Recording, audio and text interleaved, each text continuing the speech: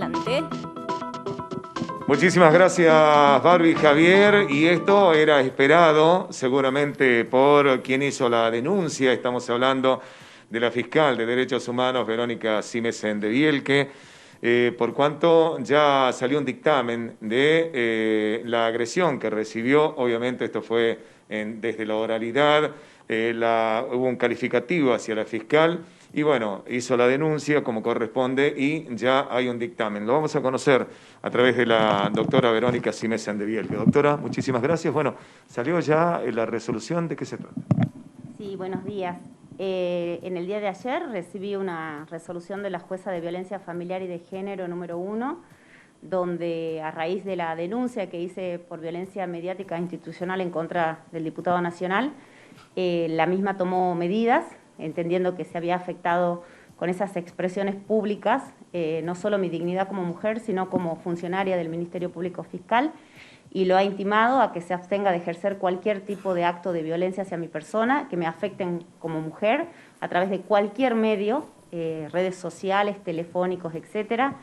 Lo ha intimado a que informe si está capacitado en lo que es la perspectiva de género, es la ley Micaela, en un plazo de 10 días, y lo ha intimado a que adopte dentro del marco de su medio de comunicación un espacio que propicie justamente hablar de lo que es la perspectiva de género y de erradicar la violencia contra la mujer.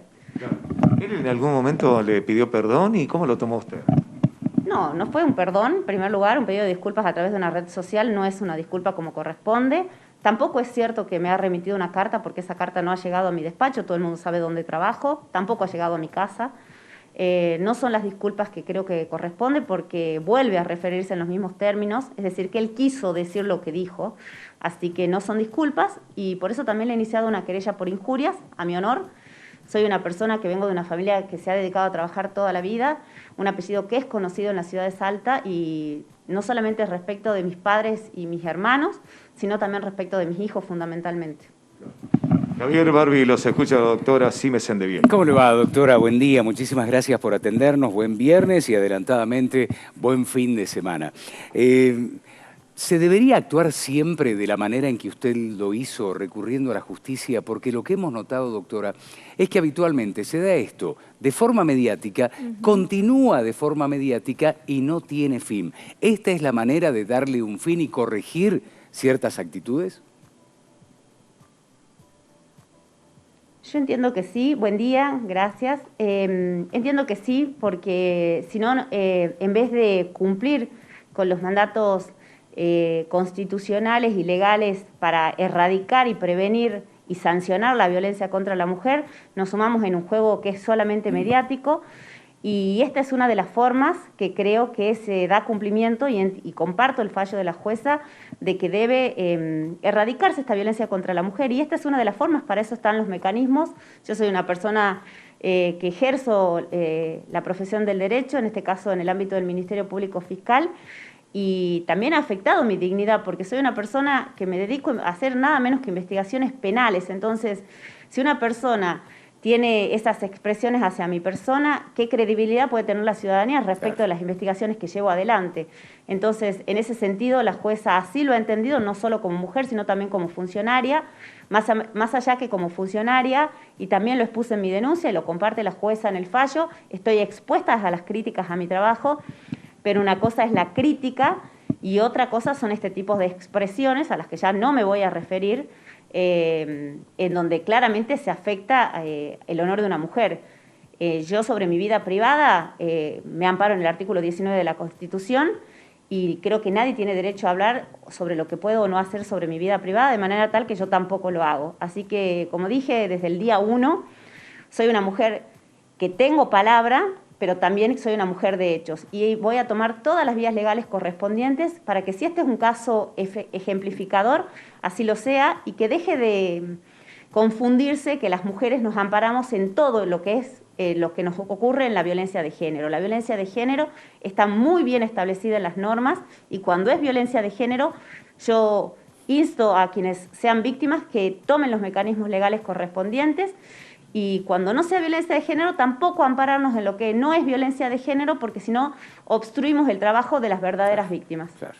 Doctora, hay un tiempo para que Martín Grande pueda tomar clases en realidad, cumplir con esta capacitación. Ese tiempo también lo tiene que rever la justicia, es decir, pasados los 10 días me parece que son, nuevamente hay que hacer la justicia y la jueza en este caso tiene que verificar que eso haya sucedido realmente.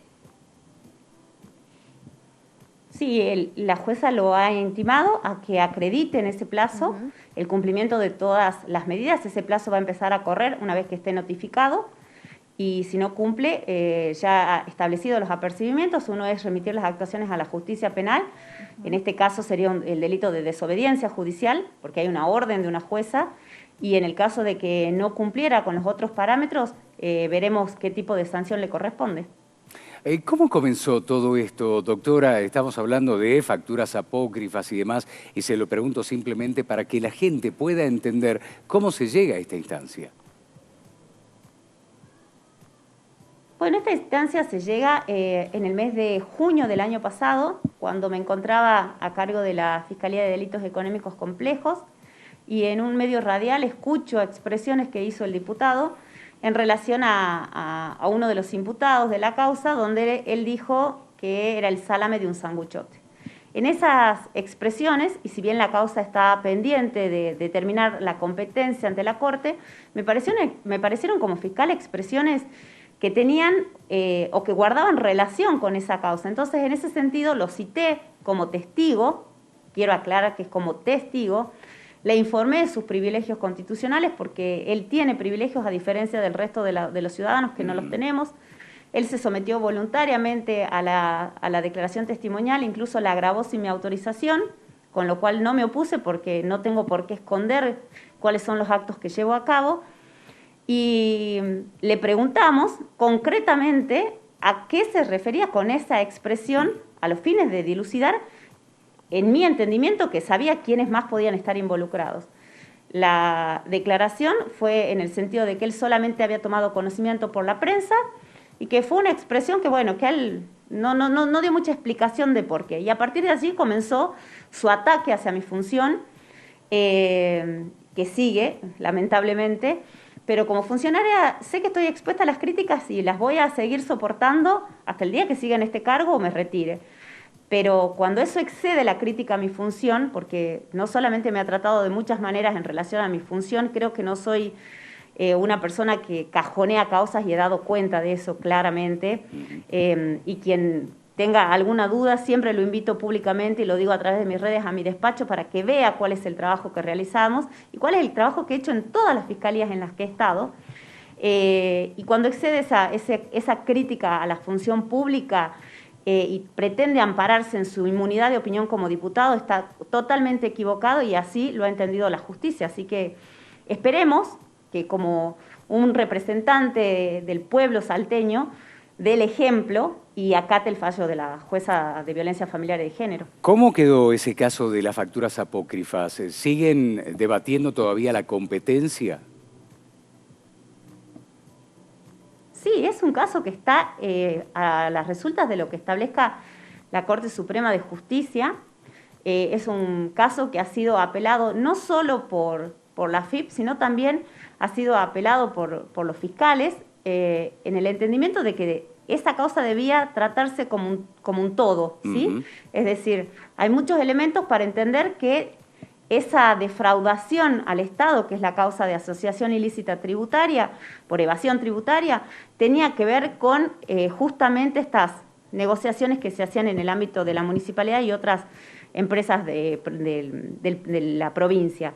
Hasta que la Corte no resuelva, y si bien es cierto, hay un recurso de queja que no suspende la investigación, como este es un conflicto que se ha trabado entre los jueces y no entre los fiscales, hasta que el juez de garantías no resuelva su competencia, no me remita la causa, yo no puedo actuar porque entiendo que va a ser todo nulo. Si supongamos, y se lo explico a la gente para que quede claro, la Corte Suprema diga, todo esto debe investigarse por la justicia federal, todo lo que nosotros investigamos significa también, además, la violación del principio de la doble persecución, el non bis in idem. Entonces, hay que tener una prudencia y no es una falta de querer investigar. Creo que no soy una persona que se caracteriza por eso, por no querer investigar. Entonces, uno tiene que tener una prudencia desde el punto de vista de la investigación y no perder elementos que tal vez podríamos incorporar y que se declaren nulos y después no pueden ser utilizados en el otro juicio. Entonces, lo que hay que hacer, y lo que yo sí he hecho, y lamentablemente por eso digo la desinformación, es que se inste a la Corte Suprema a que resuelva ese recurso. Doctora, ha sido usted muy gentil, ha quedado lo suficientemente claro. Le deseamos que tenga un lindo fin de semana. Gracias por recibirnos.